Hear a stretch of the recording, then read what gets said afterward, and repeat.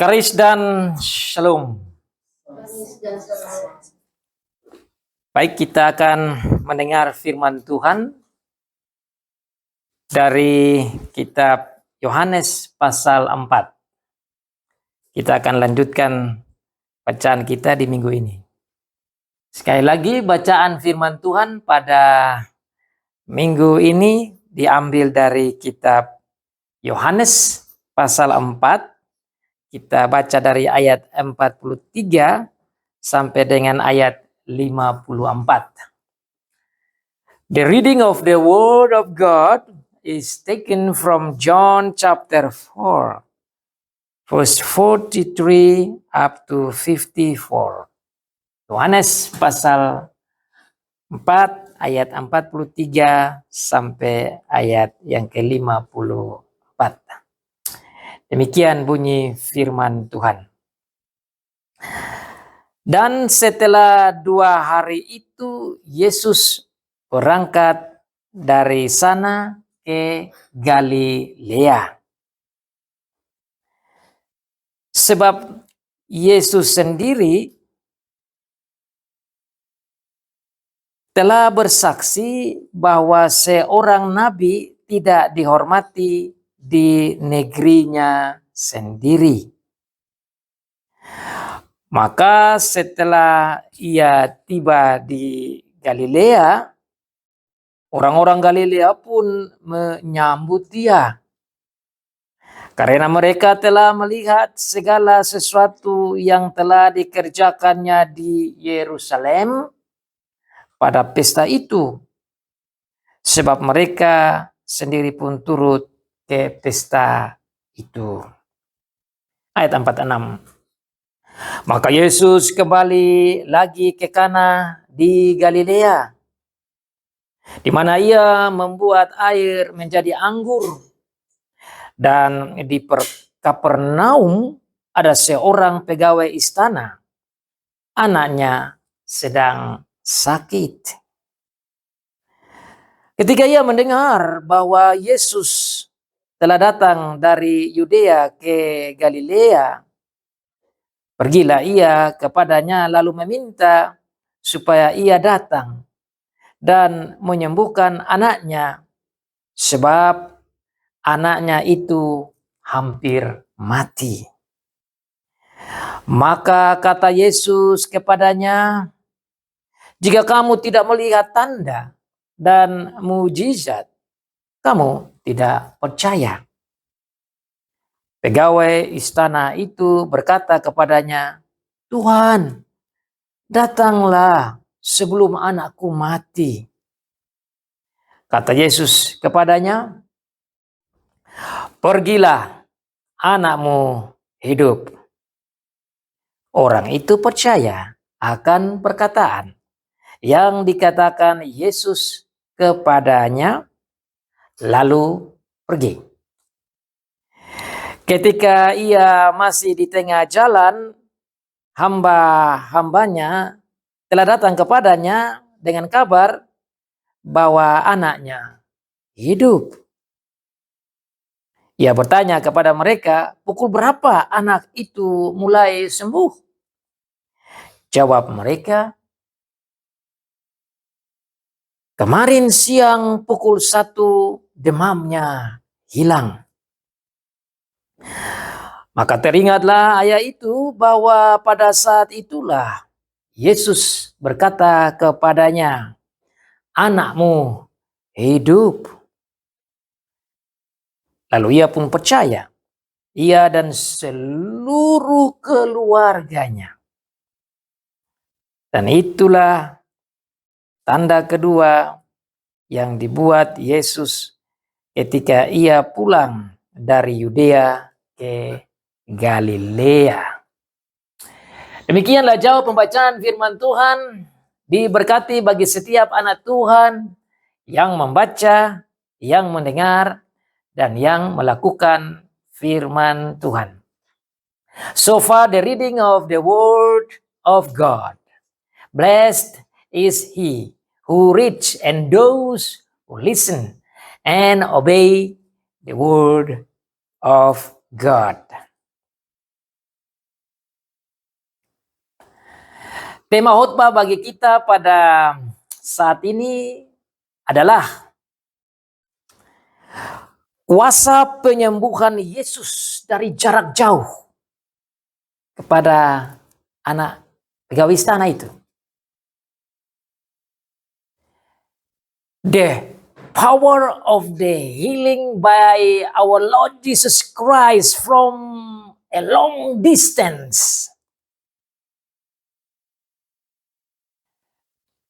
The power of healing of our Lord Jesus Christ from a long distance. There are 3 points: the request, the response, and the result. Ada 3 poin yang akan kita pelajari bersama-sama, yaitu tentang permohonan dari pegawai istana itu, kemudian ada pemberian jawaban, lalu ada hasilnya, penerimaan hasil dari penyembuhan. From a long distance, kuasa Tuhan Yesus terjadi dari jarak jauh. Bagi anak-anak muda atau orang-orang yang masih single ataupun yang sudah tua, bicara tentang hal long distance itu menarik. Karena ini zamannya orang ingin berrelasi secara long distance relationship. LDR. Long distance relationship. Lewat WA, lewat Facebook, lewat telepon, video calling, long distance. Jadi orang yang jauh di Amerika bisa adakan hubungan dengan orang di Indonesia, bisa adakan relasi dengan orang di Filipina, bisa adakan relasi dengan di mana-mana. Dan sekarang sudah makin terjadi relasi dan hubungan antara laki-laki dan perempuan secara romantis dan terjadi perkawinan campur, yang hal yang biasa sekarang. Kalau dulu susah karena long distance relationship itu sulit. Sekarang sepertinya gampang dan itu menjadi asik. Maka harusnya topik bicara tentang long distance ini menarik kita. Saya tidak bicara tentang long distance relationship berhubungan dengan khotbah ini, tapi saya pikir saya omong ini untuk menolong kita mengerti what is the meaning of long distance. Arti long distance berarti bukan dekat, jauh. Nah, peristiwa yang kita belajar pada saat ini hal yang sangat rare. Tidak sering terjadi tatkala Tuhan membuat mujizat penyembuhan dari jarak jauh. Saya coba meneliti akan hal ini di Alkitab dan saya ingin membagi kepada saudara-saudara bagaimana power of healing, kuasa penyembuhan dari jarak jauh ini bisa terjadi, dan bagi Tuhan itu tidak ada hal yang mustahil. Namun sebelum kita menggali secara dalam, mari kita lihat di dalam teks firman Tuhan yang kita baca. Let us go to the context and text of the reading of the Word of God, so that we can understand it. Kita belajar bersama-sama dari ayat yang ke-43, disampaikan di sana bahwa setelah 2 hari itu Yesus berangkat dari sana ke Galilea. Nah, kalau kita lihat di ayat 43 tanpa melihat ayat sebelumnya, maka kita tidak mengerti apa yang dimaksud ayat sebelumnya itu. Nah, dikatakan di ayat sebelum di sana, kita lihat disebut bahwa orang-orang Samaria mau supaya Tuhan Yesus tinggal di tempat mereka itu selama beberapa hari. Mari kita lihat di ayat sebelum dari pasal 4. Ayat 40. Ketika orang-orang Samaria itu sampai kepada Yesus, mereka meminta kepadanya supaya ia tinggal pada mereka. Dan ia pun tinggal di situ 2 hari lamanya. Mengapa mereka ingin supaya Tuhan Yesus tinggal dengan mereka? Karena mereka ingin tahu lebih banyak tentang firman Tuhan. Dalam khotbah-khotbah sebelum kita pelajari tentang kitab Yohanes. Dan beberapa minggu lalu kita belajar itu tentang pertemuan Tuhan Yesus dengan perempuan dari Samaria. Kita belajar tentang 5 keajaiban tentang Tuhan Yesus di dalam khotbah itu. Dan di situ terjadi tatkala Tuhan Yesus bertemu dengan perempuan yang memiliki 5 suami tapi tidak resmi.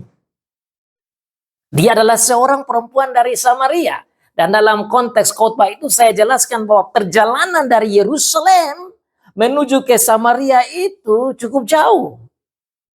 Dari Samaria lagi ke Galilea cukup jauh. Diperkirakan dalam Google bisa dibaca ada yang sebut sekitar 152 kilo. Kita orang Malang di sini, saya coba renungkan dari sini ke Batu, itu tidak sampai 30 kilo. Nah kalau tidak sampai, taruhlah kita bilang 30 kilo lah, supaya lebih gampang. Nah kalau 150 kilo dibagi 30, maka harusnya ada 5 kali dari sini ke Batu. Itu Tuhan Yesus jalan dari Yerusalem ke Samaria. Bukankah itu jauh?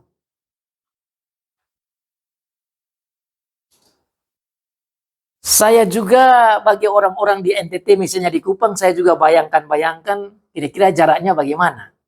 Kalau yang tinggal di Kupang, yang dengar khotbah ini, itu dari Kupang itu menuju ke Soe itu ya hampir 100 kilo. Tapi kalau 150 kilo lebih lagi. Saya juga coba menghitung dari jarak dari Malang sini menuju ke Surabaya. Dari sini menuju ke Sudiarjo itu sekitar 71 kilo.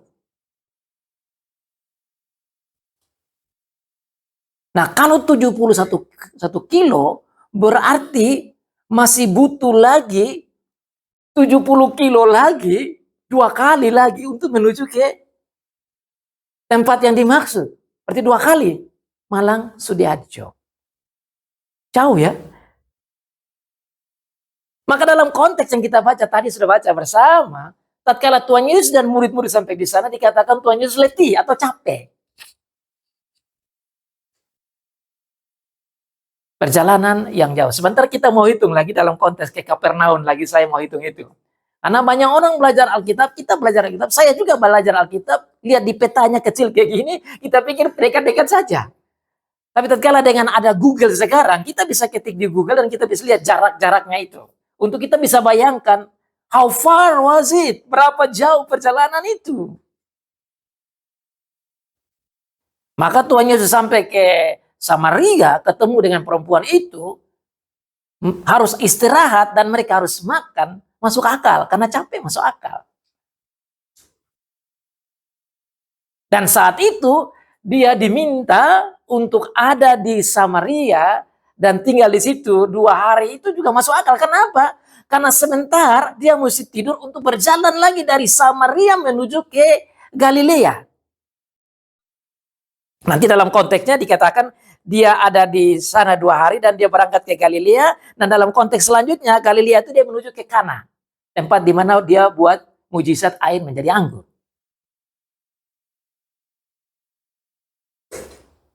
Dia ada di Samaria 2 hari karena dia diminta untuk memberikan pengajaran dan tentu pasti ada banyak mujizat juga terjadi di sana.